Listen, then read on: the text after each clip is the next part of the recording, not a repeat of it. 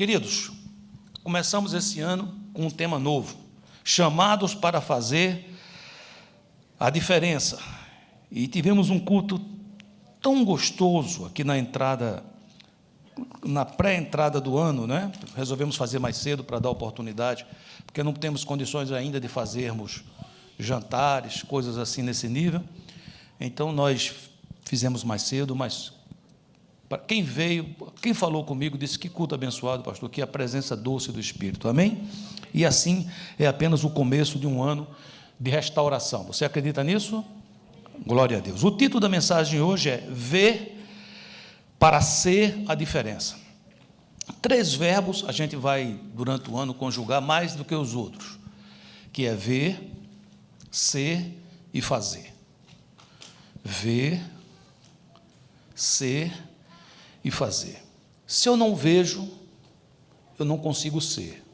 E quando eu falo ver, não é nem sempre com os olhos físicos, porque muitas vezes eu estou olhando para uma coisa, mas aquilo não me toca. Tem pessoas que não têm a visão física, não conseguem ver, são pessoas deficientes visuais, mas eles desenvolvem uma visão espiritual, e eles conseguem ver do ponto de vista de Deus, eles conseguem ver a vida de outra maneira. E quando eles conseguem ver, eles passam a ser uma pessoa diferente. Em vez de ser uma pessoa queixosa, em vez de ser uma pessoa que resmunga por tudo, uma pessoa que reclama, ele passa a entender o propósito para o qual ele está aqui. E quando ele entende esse propósito, ele começa a fazer. Então, eu sei que você falar com máscara é muito ruim, mas fale dentro de você. Diga ver, ser e fazer. Amém? Quando Paulo é inquirido no Novo Testamento, por que motivo ele estava pregando aos gentios? Porque o Senhor vai operando com a gente, e a Bíblia diz que Ele vai operando por espelho. Não é que Deus precise disso, Deus está pronto para lhe abençoar hoje 100% de tudo que Ele tem para você. O ponto é que nem sempre eu estou pronto, nem sempre você está pronto. A igreja primitiva foi uma igreja muito bonita, digna de ser imitada, mas ela foi aprendendo no percurso. Ela começou o caminho e, durante o caminho, ela foi recebendo revelação. Então, no começo, a igreja achava que era para pregar só para os gentios, só para os judeus. Jesus tinha vindo só para os hebreus. Então, Deus vai abrindo isso. Primeiro, ele dá uma visão a Pedro, Pedro vai pregar para Cornélio. Houve uma certa confusão na igreja, porque é interessante, a igreja é uma bênção, amém, queridos? Mas é aí também que tem o maior nível de cobranças, porque a gente tem preconceitos.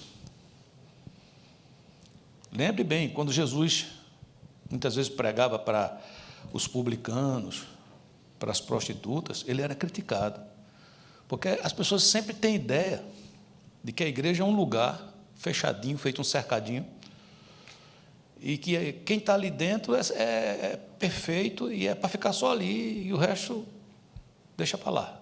Jesus nunca ensinou isso. Então, Paulo recebe uma visão e ele vai pregar aos gentios. Quando ele volta, era tanta confusão, e então ele diz assim, deixa eu falar uma coisa para vocês, eu tive uma visão. Parecia um homem e dizia, passa a Macedônia e ajuda-nos. E então ele diz em Atos 26, 19, não fui desobediente à visão celestial. Então, muitas vezes, depois de ver, a gente desobedece. Já pensou uma coisa dessa? Depois de que Jesus se revela para nós, a gente é abençoado, a gente é tocado, às vezes dá até testemunho, mas aí na caminhada, por causa de pressão, por causa de luta, decepções, traições, frustrações, a gente desvia da visão. Eu falei sobre isso domingo passado, quando eu falei dos magos que estavam tendo a visão e no meio do caminho algo os desviou. Você está aqui comigo? Amém? Então, qual é o tema de hoje então, pastor? O tema de hoje é que a gente precisa ver para ser. Se eu vi, eu serei. E ao ser, eu farei a diferença. Quando nós recebemos visão espiritual, nos livramos dos obstáculos que impedem a visão. Tem obstáculos que impedem a nossa visão. Uma pessoa que não perdoa, que está magoado, aquela mágoa é como se fosse uma trave no olho, não dá para ver. Um mundo como esse que a gente está vendo agora, com tanta pandemia, com tanta confusão, às vezes é difícil da gente poder entender o momento, da gente poder ver o que Deus quer para a gente. Mortes, perdendo entes queridos, alguns perdendo emprego, outros perdendo oportunidades, e às vezes um perde e o outro ganha. Em plena pandemia, um dá um testemunho: olha, eu quero dizer a vocês que esse ano foi uma bênção, eu ganhei mais, Jesus me abençoou, e é uma bênção, sim ou não? Mas o problema é que quando os demais escutam aquilo, quem não recebeu, diz assim: por que é que ele tem que eu não tenho, né? Ou seja, por que é que ele recebeu isso e o que eu recebi foi uma redução salarial? Eu disse isso no dia 31, a gente vive num mundo difícil. Nós temos que entender isso. A gente vive num mundo caído. A gente vive num mundo que, desde o Éden, quando Adão pecou, nos levou para um mundo complicado. Existe uma guerra acontecendo. E o meu trabalho pastoral é dizer a você que tem um lado dessa guerra que vem vencendo para vencer e já venceu. E o meu trabalho é dizer para você e dizer para mim mesmo: vale a pena ficar desse lado, vamos ficar nesse lado, e mais, vamos conseguir tirar pessoas que estão se perdendo para que venham para esse lado, que é o lado da vida. Amém? O profeta Abacuque teve um momento que ele começou a ver coisas muito ruins, e ele ficou em crise existencial. Vez por outra você vê um profeta entrando em crise. Jeremias entrou numa crise tão grande que ele disse: eu não vou pregar mais não. Em outras palavras, ele estava dizendo assim: o Senhor me enganou, o Senhor me chamou para ser profeta, eu fiquei feliz, fiquei contente, o Senhor disse: olha, eu te amo desde o ventre da tua mãe, tu és para mim um vaso escolhido. Aí ele dizia lá: há muito se me deixou ver o Senhor dizendo, com amor eterno eu te amei, por isso com admirável benignidade eu te atraí. Jeremias ficou felizinho, ficou contente, e foi pregar: sou profeta do Senhor. Só que as pessoas não aceitavam, esbofeteavam ele, prendiam ele num poço, botavam ele lá num calabouço, e ele começou a dizer assim: mas não está adiantando, eu prego, mas não funciona. E há um momento que ele diz: já deu, não vou mais pregar. Aí em seguida ele diz: mas não consigo. É porque tem um fogo aqui dentro que eu digo: não vou pregar mais, mas quando eu menos espero, estou pregando. Então, esse fogo profético é que não pode apagar. Você está aqui comigo, sim ou não? Então, Abacuque inventa um negócio, ou ele cria algo, ou Deus dá isso a ele por revelação, que eu queria que você entendesse que todos nós temos que ter algo parecido, porque os profetas tiveram, Jesus teve, e isso é a saída. Ele nos fala de uma certa torre de vigia, que eu tenho tudo para crer que não existia essa torre. Eu tenho tudo para crer que não existia uma torre física que você subia nela, mas era uma torre de vigia. É uma torre que eu presto atenção para não perder a essência. Olha o que é que ele diz em Abacuque 2:1: por-me-ei na minha torre de vigia. Não era na torre de vigia que está lá na cidade, era em que torre? Na dele. Você acha que ele construiu na casa dele uma torre? Não, isso era uma torre espiritual, uma torre da alma. Por-me-ei na minha torre de vigia, colocar-me-ei sobre a fortaleza, e vigiarei para ver o que Deus me dirá, e que resposta eu terei à minha queixa. Ou seja, ele tinha uma queixa, só que em vez de ele ficar falando pelos cantos, ao invés de ele ir visitar um irmão e de lá: puxa vida, está dando tudo errado, vai na casa do outro, está ali comendo um churrasco, quando senta um pouquinho que vai botar o vinagrete, você viu fulano, é fogo e tal. Não, ele resolveu não fazer isso. Ele disse: eu não vou fazer isso, isso não edifica, eu vou subir na minha torre. Você tem uma torre? Você já construiu sua torre? A primeira construção que você tem que fazer em 2021, se você não tem, é a sua torre de vigia. É o lugar que você vai lá e você diz tudo o que você quer dizer, mas não a homens. Você diz ao seu Deus. Eu gostei desse versículo em espanhol, porque quando ele fala assim: vigiarei para ver, em espanhol fala assim: decidi não dormir. E a outra versão em português que diz assim: eu estarei lá até que o Senhor me responda. Ele está dizendo assim, a coisa é tão forte, eu estou me sentindo tão doente por dentro, que eu não saio de lá enquanto o Senhor não abrir meus olhos e eu não possa ver o que Ele vê. 3 coisas importantes para a gente continuar essa mensagem, que eu toquei aqui na mensagem do dia 31, que eu não vou pregar sobre isso, vou só lembrar. Para eu construir essa torre, a primeira coisa que eu preciso fazer é detectar obstáculos. Você sabe o que são obstáculos? Hebreus 12:1 diz assim, portanto também nós, visto que temos a rodear-nos tão grande nuvem de testemunhas, desembaraçando-nos, veja bem, desembaraçando-nos de todo o peso e do pecado que tenazmente nos assedia, corramos com perseverança a carreira que nos está proposta. Então, o que é que o autor de Hebreus está dizendo assim? Cuidado com os obstáculos, cuidado com aquilo que te ata, cuidado com aquilo que te amarra, cuidado com o peso extra que você está carregando. Às vezes a gente está caminhando bem com o Senhor, mas é um peso nas costas, que a gente não vai conseguir chegar até o final. Subir uma montanha já é difícil, agora você imagina subir uma montanha com um peso forte em cima de você. Então a primeira coisa que você precisa saber, quais são os obstáculos. Tem alguém para perdoar? Libera. Tira esse obstáculo. Você talvez precise perdoar a você mesmo. Eu errei, eu falhei. Se perdoe. Isso pode ser um tremendo obstáculo. Detecta os obstáculos. Quais são os obstáculos? As vozes que às vezes você escuta, você não consegue, você tenta e não termina, você é um fracasso. Detecta esses obstáculos. É importante. E jogue fora em nome de Jesus. A segunda coisa é, se posicione, encontre um posicionamento. Hebreus 12:2 diz, olhando firmemente para o autor e consumador da fé, Jesus. Ele está dizendo assim, eu sei que nessa caminhada, nesse ano que está começando, na minha vida, vão ter coisas que vão desviar minha atenção, vão ter coisas que vão fazer eu olhar para o outro lado, mas sabe o que eu vou fazer? Eu vou olhar para Jesus. Eu vou olhar para Jesus. Eu vou olhar para Jesus. Eu não vou olhar nem para a esquerda, nem para a direita. Eu vou lembrar de Pedro. Pedro fez um feito extraordinário. Pedro andou sobre as águas. Por que ele andou sobre as águas? Porque ele olhou para Jesus. Ele olhou para Jesus. Mas a Bíblia diz que os ventos deram e as ondas subiram.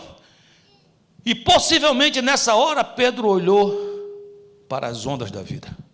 Olhou para essas lutas e a Bíblia diz que ele afundou. Aqui está dizendo o seguinte, eu vou manter meu posicionamento, eu vou olhar para Jesus, eu vou olhar... Por que tem que ser assim, pastor? Porque ele é o autor e consolidador da fé. O que é que significa isso? É ele quem é o autor, é ele quem gera a fé. Eu preciso de fé. Quando eu perco a fé, eu perco a esperança. Se eu perco a esperança, acabou o ânimo. Serei simplesmente um vegetal. Serei alguém que vive para dormir, para comer, para trabalhar. Mas é diferente o que a palavra está dizendo. A palavra está nos balançando, para que durante essa caminhada, eu olho para aquele que pode me encher de fé. Eu olho para aquele que não somente gera a fé, como ele faz com que essa fé seja efetiva, porque ele consolida essa fé. Essa fé faz com que coisas que não existem passem a existir, porque ela produz na minha boca não queixas, mas ela produz na minha boca a palavra rema, aquela palavra que traz existência às coisas que não existem, como se já existissem. Terceiro ponto importante para a gente entender, desenvolver uma esperança profética.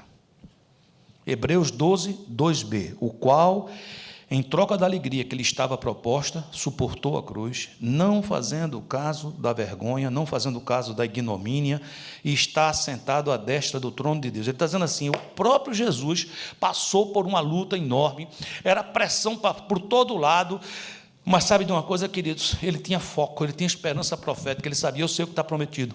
Você sabe o que é que está prometido para você? Você tem alguma ideia? Você acha que está prometido para você um emprego melhor, né? Você acha que está prometido para você que esse ano, finalmente, você vai conseguir suas metas, emagrecer, fazer isso? Olha, queridos, essas coisas são possíveis e Deus quer lhe dar. Mas não é isso que está prometido para você só, não, meu filho. Está prometido para você que você reinará em vida com Jesus Cristo.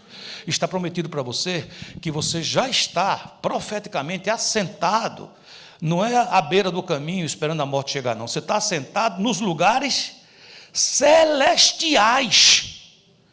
O que está proposto para você não é que você vai vencer, é que você já é mais do que vencedor. Então aqui está dizendo que por causa do que estava proposto, Jesus sabia do que estava proposto, ele não fez caso da ignomínia, da vergonha, das coisas que diziam, que fizeram contra ele. Ele simplesmente caminhou, e hoje ele está sentado à destra do trono de Deus. Amém, queridos? Você está comigo aqui? Por que Abacuque estava naquela crise tremenda? Antes de subir a torre, é porque Abacuque só viu o presente, queridos. Às vezes o presente não é bom. Você é um imigrante, a maioria de vocês, alguns nasceram aqui, mas a maioria que são imigrantes, você às vezes veio para cá com uma ideia, e às vezes quando você chega as coisas não estão fluindo como você pensava. Pode acontecer. Você que mora no Brasil, você que mora em Portugal, você que mora em outros lugares que você consegue entender essa mensagem em português, talvez você está vivendo um momento que o presente, o surrounding, aquilo que está ao teu redor, o teu entorno, aquilo que está ao redor de você, não é bom. Foi isso que chocou Abacuque. Abacuque, quando olhava ao redor, ele dizia, não tem sentido. Ele se sentia uma pessoa solitária, como alguém que está falando sozinho. Abacuque 1:2, até quando, Senhor, clamarei por socorro sem que tu ouças? Olha o que ele está dizendo. Até quando eu vou clamar por socorro e você não vai me ouvir? É um profeta que está falando, alguém que tem um canal aberto com Deus, sim ou não? Ele está dizendo assim, até quando eu vou clamar por socorro sem que tu ouças? Até quando gritarei a ti? Violência sem que traga salvação. Aí olha a pergunta que ele faz, queridos. Por que me fazes ver a injustiça e contemplar a maldade? Ele está dizendo assim, o senhor poderia não deixar eu ver isso. Eu poderia ser alguém que tem alguém morrendo ali, eu mudo, aparece um canal de televisão falando de fome, eu vou para outro de entretenimento, mas eu não consigo. Por que o senhor deixa que eu veja? Por que o senhor deixa que eu veja a injustiça e contemple a maldade? A destruição e a violência estão diante de mim. A luta e conflito por todo lado. Olha só, a luta e conflito por todo lado. É por isso, porque o senhor não faz nada, que a lei se enfraquece, e a justiça nunca prevalece, os ímpios prejudicam os justos, e assim a justiça é pervertida. Que coisa, hein? Você dizia agora, será que vai cair um raio na cabeça de Abacuque? Não, queridos, porque Abacuque disse isso num lugar chamado Torre de Vigia. Esse é o lugar para você falar o que você quiser falar. Deus vai lhe ouvir como um pai amoroso escuta um filho que está chorando, que está no seu colo, dizendo, hoje na escola fizeram bullying comigo, ou que está dizendo, eu esperava que o senhor me fizesse isso, o senhor não fez. Você não vai bater no seu filho por causa disso, você vai acolhê-lo, você vai abraçá-lo, e depois você vai aclarar as coisas, sim ou não? Então esse é um lugar importante. Quando ele abre, eu não sei exatamente o que é que você vê hoje, o que é que você diria ao Senhor, ou o que é que você dirá ao Senhor, ou o que é que você já disse ao Senhor na sua torre de vigia. O que é que você disse lá quando você chegou? Você disse a Deus que, obrigado, estou feliz que eu estou bem? Ou você disse a Deus, não estou entendendo nada, eu vejo ímpios prosperando, e eu ralando aqui. O que é que você disse a Deus? É importante que você saiba disso, você não precisa me falar isso. Agora, tem uma coisa importante, quando ele sobe, e quando ele fala, ele recebe uma visão ampla, ele recebe uma visão total, ele estava vendo só aquele momento, mas quando ele sobe, ele consegue ver não apenas o presente, mas ele vê o passado, o presente e o futuro. Quando ele vê o passado, queridos, ele pôde ver que não somente essa história horrorosa estava acontecendo, mas ele pôde ver através da história, inclusive do seu povo, que Deus já vinha operando pelos séculos dos séculos, maravilhas. Aqueles que se aproximavam dele puderam ver coisas maravilhosas dentro do seu próprio povo. Dentro do seu próprio povo, salvação tremenda, milagres, coisas espetaculares. Olha o que diz Abacuque 3, versículo 1 e 2. Esta é uma oração do profeta. Ó Senhor, ouvi falar do que tens feito, e estou cheio de temor. Ou seja, quando ele subiu na torre, que ele falou, possivelmente ele agarrou-se com as Escrituras, possivelmente ele foi ler o que tinha acontecido no passado, e ele lembrou, ele já sabia, mas é porque às vezes a gente esquece. Quantos aqui já receberam uma bênção muito grande de Deus, muito grande? Levanta a mãozinha assim para eu ver você. Olha aí, o problema, às vezes, é que na luta a gente esquece. Aquela bênção que foi tão boa naquela época, a gente ficou tão feliz, aí agora parece que ficou pequena.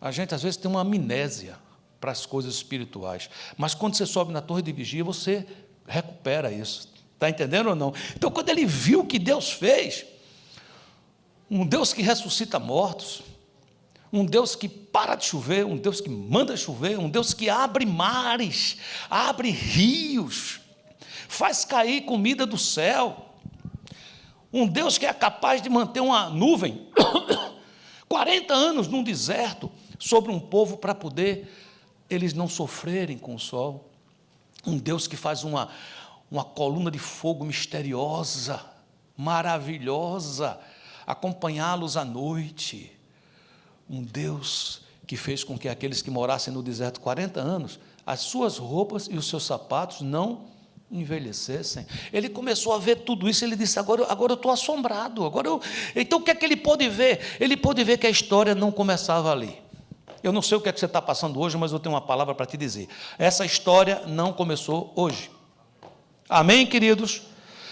Abacuque descobriu que ele não era o centro. E eu tenho uma coisa para lhe dizer hoje, eu espero que você se sente firme na cadeira, eu espero que você não caia. Você não é o centro do universo. O universo não gira em torno do seu umbigo. E eu digo isso para mim. Às vezes parece que a gente acha que tudo gira em torno de nós. Se o pastor disse uma coisa, alguém deve ter dito um negócio, então o pastor veio passar um recado para mim. Se eu vou ali, eu vejo dois irmãos falando, deve ser de mim que está falando.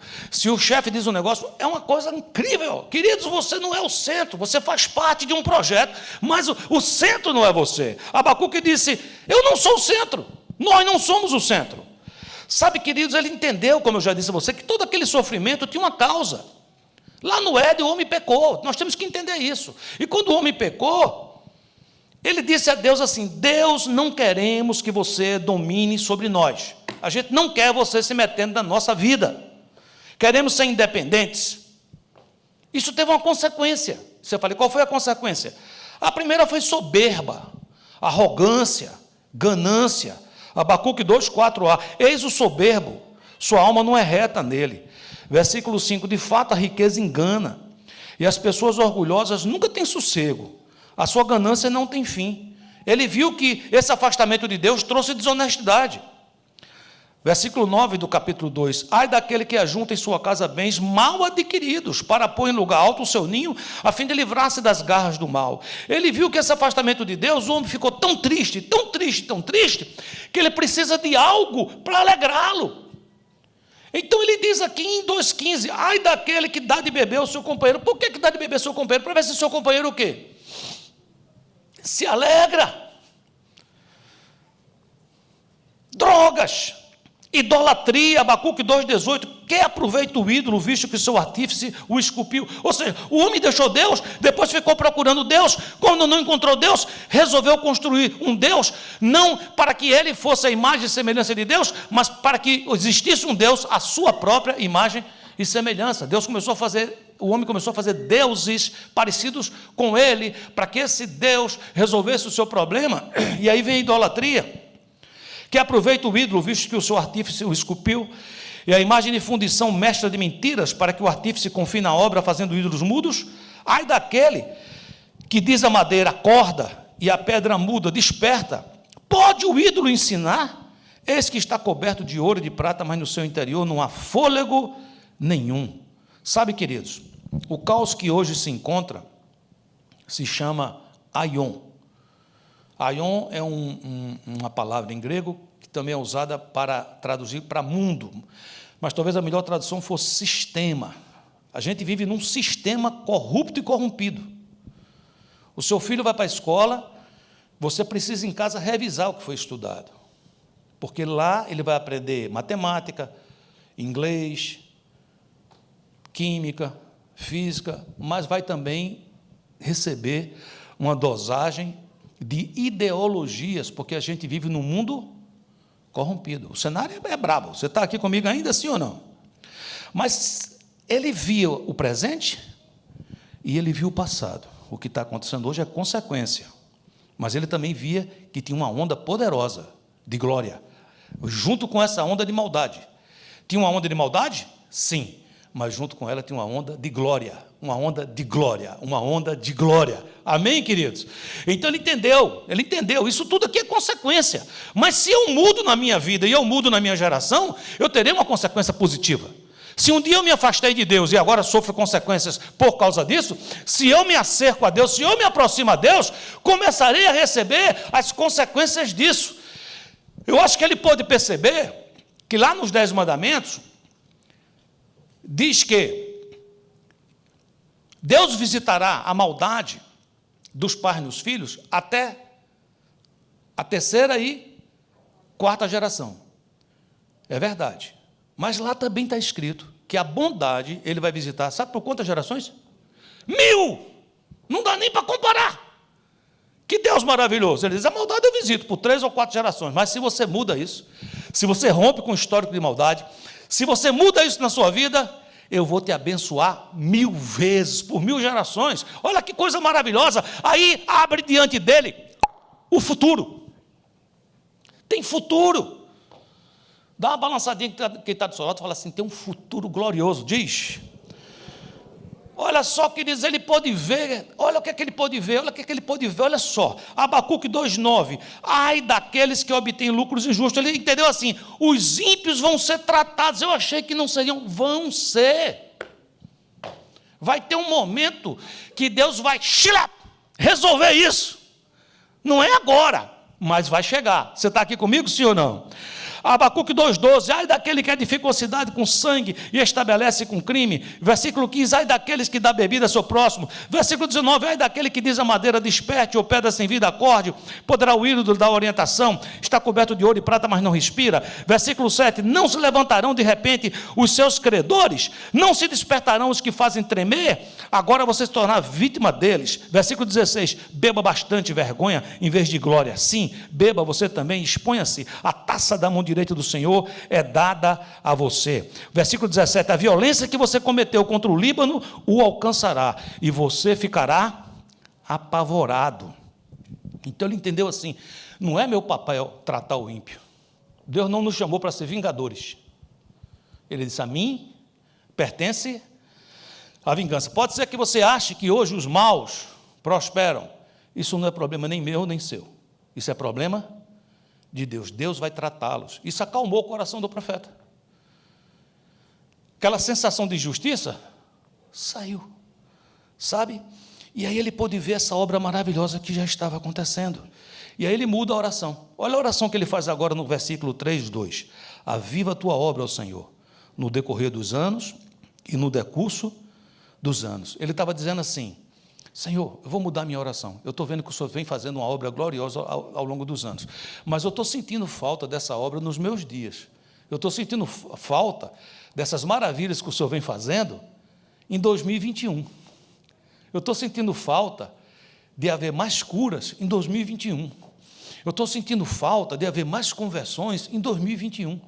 Eu estou sentindo falta de ver mais gente apaixonada por Ti em 2021. Estou sentindo falta de famílias que não apenas venham à igreja, mas que sejam igreja, que a sua casa seja uma continuação da igreja em 2021. Então, ao invés de ele ficar se queixando, ele muda, ele fala assim, Senhor, eu sei que o Senhor já fez no passado, e se o Senhor fez uma vez, o Senhor pode fazer de novo. Ele estava dizendo, volta a fazer. Então essa deve ser a nossa oração, igreja. A gente tem que começar sendo com essa oração, Senhor, volta a fazer em 2021 o que o Senhor fez durante todos os séculos, as maravilhas que o Senhor fez, a gente quer ver acontecer agora, no nosso tempo. Eu quero ver na minha casa batismo com o Espírito Santo. Eu quero ver meus filhos serem cheios do Espírito Santo. Em vez de meus filhos estarem cheios de medo por causa de tanto joguinho que ele joga, eu quero ver meus filhos falando em línguas, em salmos e cantos espirituais. Eu quero ver minha família feliz. Eu quero ver minha família abençoando o vizinho do lado e abençoando o vizinho do outro, ao invés de serem influenciados negativamente, porque um passou um site, vê aí, isso aí tem umas coisas aí. Não, ao contrário, meu filho diz, vamos lá na igreja que você vai comigo por pequenos discípulos, você vai comigo para o Laude, eu quero mostrar um negócio a você, eu quero mostrar que Jesus te ama, eu quero mostrar coisa diferente. Essa é a nossa oração. Faz de novo, faz de novo, faz de novo. Amém, queridos?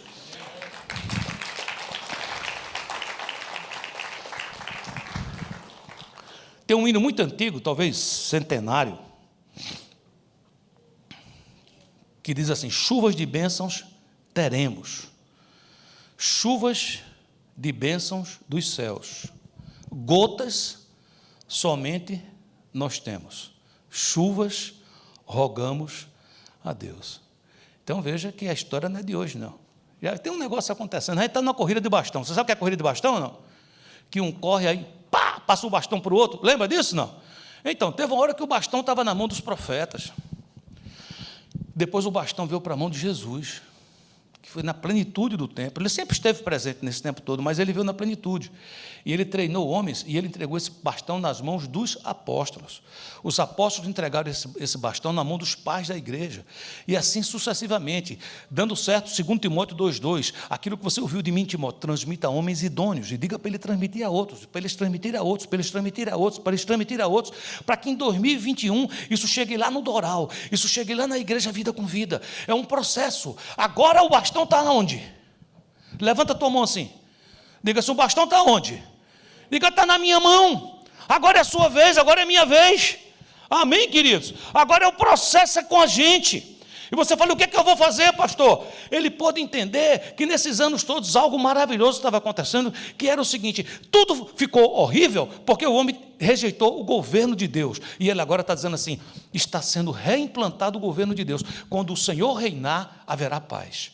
Quando o Senhor reinar, paz haverá. Amém, queridos? Então o que é que estava acontecendo? Abacuque 2,14, pois a terra se encherá do conhecimento da glória do Senhor, como as águas cobrem o mar. O Senhor, porém, está no seu santo templo, diante dele fica em silêncio toda a terra. Abacuque 3,3, Deus vem de Temã, e do monte Parã vem o santo. A sua glória é sobre os céus, e a terra se enche do seu louvor. O seu resplendor é como a luz, raios brilham da sua mão, e ali está velado o seu poder. Sabe, queridos, eu disse a você que esse bastão está na mão de quem hoje? Nós somos o quê? Nós somos a igreja. Quando Jesus diz, eu vou subir para o Pai, mas eu vou enviar para vocês, ele diz assim, se eu não for, ele não vem, mas se eu for, ele vem. Eu voltarei nele. De quem ele estava falando? Do Espírito Santo, o Consolador, o professor. A igreja começa com a descida do Espírito Santo. Você não está sozinho. Dentro de você habita o poder dos poderes. Por isso que onde você chega, eu disse isso aqui no último culto, acontece Emmanuel, é Deus conosco. É um impacto espiritual quando você chega num lugar. Pode ser que você não perceba, mas você quando entra num lugar, o Espírito Santo que está dentro de você entra naquele lugar. Amém, queridos? Isso começou em Atos 2, olha, versículo 2, de repente veio do céu um som, como de um vento impetuoso, encheu toda a casa onde estavam assentados, e apareceram distribuídas entre eles línguas, como que é de fogo, e pousou uma sobre cada um deles. Todos ficaram cheios do Espírito Santo, e passaram a falar em outras línguas, segundo o Espírito lhes concediam que falasse. E acontecerá, olha, preste atenção que isso é para você está aqui comigo, não está? E acontecerá nos últimos dias, diz o Senhor, que derramarei do meu Espírito sobre toda a carne. Vossos filhos, quem tem filho aqui, pensa nele agora, se está do teu lado, bota a mão sobre ele. Vossos filhos e vossas filhas profetizarão. Aqui não está dizendo que vossos filhos e vossas filhas se desviarão, não, profetizarão. Vossos jovens terão visões e sonharão vossos velhos. Até os velhos vão sonhar, queridos, porque velho deixa de sonhar. Velho é aquele que tudo que você fala, ele fala, não, já vi, não gostei, não sei, não, já experimentei, eu não sei, cadê minha rede, não sei. Não, ele está dizendo que vai ser cheio do Espírito, os velhos vão sonhar de novo. Versículo 18, mas eu sou empregado, pastor, não sou dono, não importa, até sobre aqueles que servem, até sobre os servos, até sobre os funcionários, até sobre as servas, eu vou derramar o meu Espírito naquele dia, não tem discriminação, é sobre todo mundo, e profetizarão, e acontecerá que todo aquele que invocar o nome do Senhor, será salvo. Você já imaginou que foi derramado naquele dia e que vem uma onda avassaladoramente benéfica e bendita sobre nós? Sabe, queridos, olha o que é que Jesus diz sobre você, Mateus 16, porque talvez você diga, meu Deus, como é que eu vou viver com essa onda que está aí? Como é que eu vivo com tudo isso? Olha o que é que ele fala para você, igreja. Você está aqui, está pronto, sim ou não? Respondendo, Simão Pedro disse, tu és o Cristo, o Filho do Deus vivo.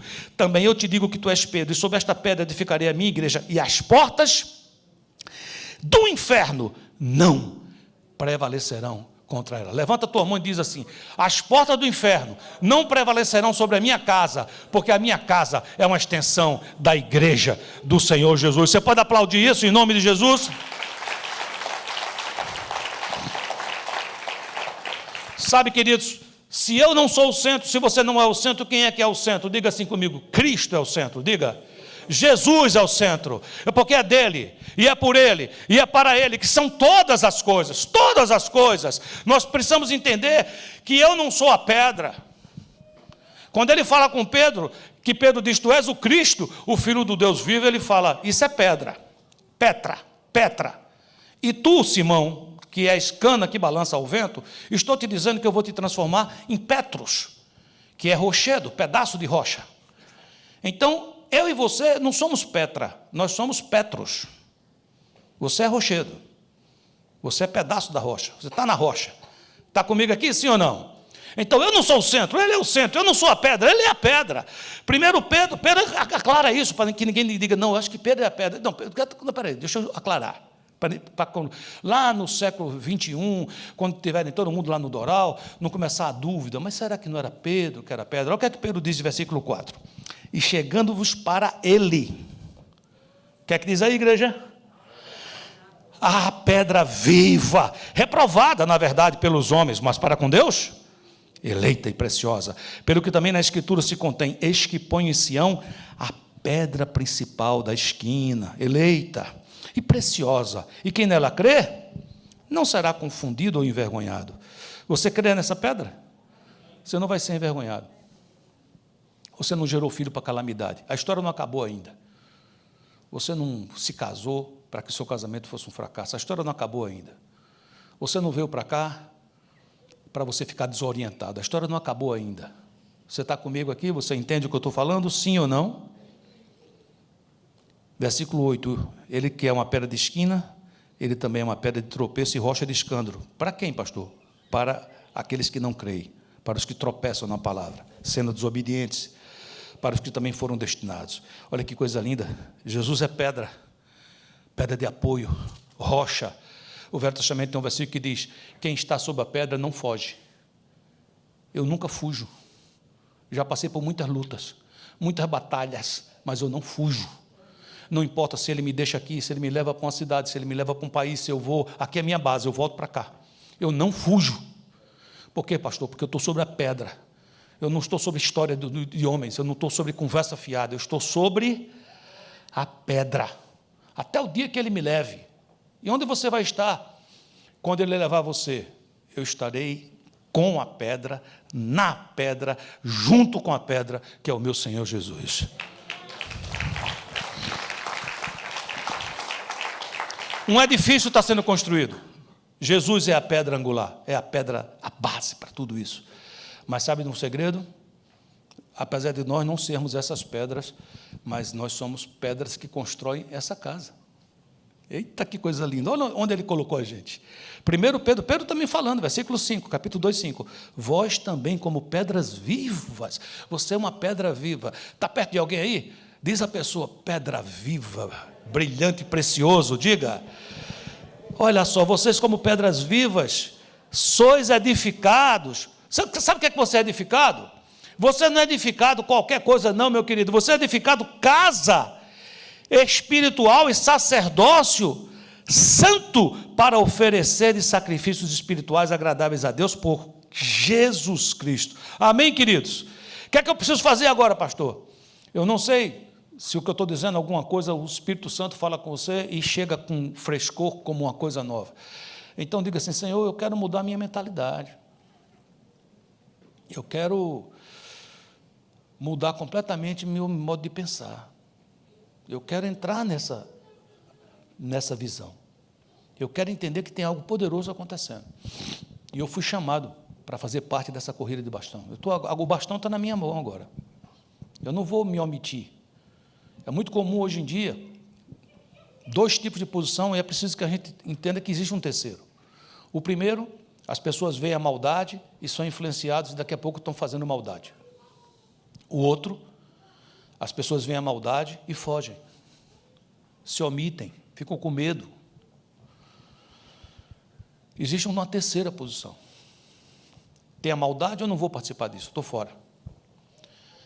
Mas eu também não vou me omitir. Eu fui chamado para ser sal da terra e luz do mundo. Eu fui chamado para ser influencer, mas não aqueles de rede social para ganhar like, não. É para transformar vidas. É para transformar vidas. É deixar de conversar bobagem, brigar por coisas, por costumes, por coisa parecida. Nós não fomos chamados para isso, não. Nós fomos chamados para restaurar corações, para mudar corações, para mudar vidas, para impedir que essa maldade entre nos lares. Sabe, queridos, Abacuque 3:2, mais uma vez, a oração deste ano: Senhor, ouvi falar da tua fama, tremo diante dos teus atos. Senhor, realiza de novo em nossa época as mesmas obras, faze-as conhecidas em nosso tempo. Olha o que Abacuque está dizendo: eu ouvi falar, mas agora eu vejo. Eu antes ouvi falar, mas agora, quando eu vejo, eu tremo diante de ti. Uma coisa é escutar, e a outra coisa é vivenciar, participar. Ele estava dizendo mais ou menos o que tem em Jó 42, antes eu te conhecia só por ouvir falar, mas agora eu te vejo com os meus próprios olhos, por isso eu estou envergonhado de tudo que disse. Que esse é o problema, a gente vai lá na torre, fala o que quer falar, mas quando vem um abraço do papai, quando ele abre nossos olhos, às vezes dá uma certa vergonha, né? Dizer assim: puxa vida, eu disse tanta coisa que não devia ter dito. O profeta Elias fez a mesma coisa. O profeta Elias foi lá, disse um monte de coisa lá para Deus. Disse: eu fiquei sozinho, só eu fiquei, e não sei o que lá, não sei o que lá. Aí Deus disse: não foi assim, não. Tem 7.000 aí que não dobraram os joelhos a Baal, né? O Isaías também estava desapontado. Aí ele vai... É sempre assim, vale a pena. Essa vergonha é o tipo da vergonha que vale a pena sentir, porque é quando eu sou consolado. Eu digo: eu pensei errado, não era aquilo. Ele me ama. E ele diz, né, por isso eu me arrependo, sentado aqui no chão num monte de cinzas. Então, quando a gente vê tudo isso, queridos, tudo isso, só tem uma coisa a fazer: é pedir ao Senhor: realiza, na minha época, as obras maravilhosas que o Senhor vem fazendo no decurso do tempo. Realiza de novo, Senhor, faz de novo, Senhor, realiza de novo em nossa época as mesmas obras, faze-as conhecidas em nosso tempo. Essa é a oração deste ano. É toda hora: Senhor, faz de novo. O Senhor é Deus de milagre, faz de novo. O Senhor é Deus de maravilhas, faz de novo. O Senhor é Deus de poder, faz de novo. Você diz: pastor, por que a gente vai pedir essas coisas? O mesmo sentido que João disse. Jesus fez muitos milagres, tantos que em todos os livros do mundo não poderiam ser escritos. Estes, porém, foram escritos para que o mundo creia que Ele é Filho de Deus. Então, a gente precisa ter, de novo, um avivamento. Precisamos ter, de novo, um momento onde haja um mover e um transbordar de Deus, para que nós tenhamos nossa fé aquecida e para que o incrédulo possa ver que nós não servimos a uma religião, mas servimos a um Deus vivo. Quero orar por você. Pai amado, em nome de Jesus, eu peço que venha uma unção fresca sobre nós como igreja. Nós não queremos passar um ano fazendo reuniões apenas. Nós queremos, em nome de Jesus, em cada reunião, em cada local, em cada encontro, que aí haja um mover do teu Espírito, um transformar, para nos transformar em agentes transformadores. Toque em cada um que está aqui, eu te peço. Vem com a unção fresca, eu te peço. Obrigado, Jesus, pelo que o Senhor tem nos dado. E é no teu nome que eu agradeço, porque creio que algo já está acontecendo poderoso e não vai parar. Em nome de Jesus. E o povo de Deus diz? Amém. Pode dar um aplauso ao Senhor forte? Glória a Deus.